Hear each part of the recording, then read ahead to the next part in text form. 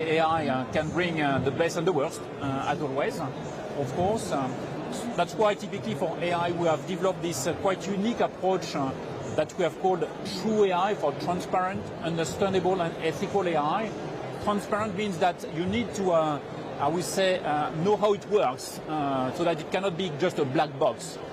Understandable means that if you need, at the end of the day, to take the decision or to validate the decision that is proposed by the artificial intelligence, it needs to be understandable. You need to understand what really means that you say yes or no. And ethical means, I think it's self-understanding, that ethical, I would say, values needs to be taken into account. Now, easy to say, more difficult to implement in our daily engineering job. But that's clearly the goal that we have set to ourselves, to make sure that the use of AI is, I would say, under control. Because there are some very specific concerns for defense in particular on AI, and yeah. So how are you dealing with this? Well, defense is highly regulated. So on one hand, it clearly creates some kind of buzz because it's defense. But on the other hand, it's probably the most regulated, controlled and supervised industry in the world. So that's not where I see probably the most accurate problems.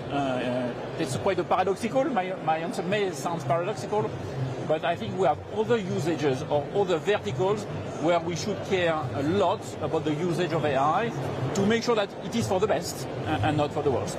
How about for the autos industry? What are the uses for AI that you see? I think there are a lot of, we are B2B, also B2C, let's say, industry. So I think with the span of application is very broad, and of course the challenges are different. So what we're trying to do is to see how AI could contribute to some of the, let's say, basic things that we have to do. So we look at the impact of AI on the B2B thing. For example, on decision on logistics, on control of the quality and cost. Because AI is a tool. You call it a tool. I call it as a as a car guy, I call it a turbo.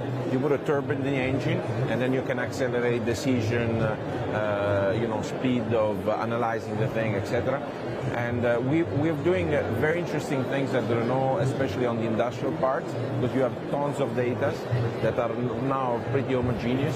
So it can happen in this respect. That's the way we will start. Maybe more from the B2B rather than B2C, more fancy applications that seem very spectacular, but they don't really impact the way the organization is actually really working and performing.